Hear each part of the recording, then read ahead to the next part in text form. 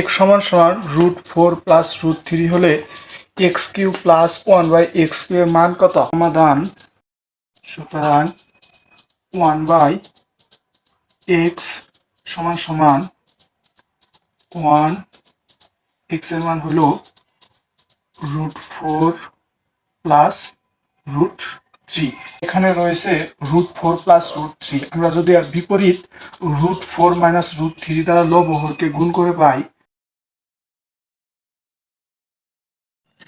তাহলে আমাদের লব থাকে √4 মাইনাস √3, আর এখানে থাকে, যেহেতু এখানে গুণ অবস্থায় আছে, 4 আর 4 গুণ করলে √4 স্কোয়ার, প্লাস মাইনাসে মাইনাস, √3 আর √3 গুণ করলে √3 স্কোয়ার, √4 মাইনাস √3।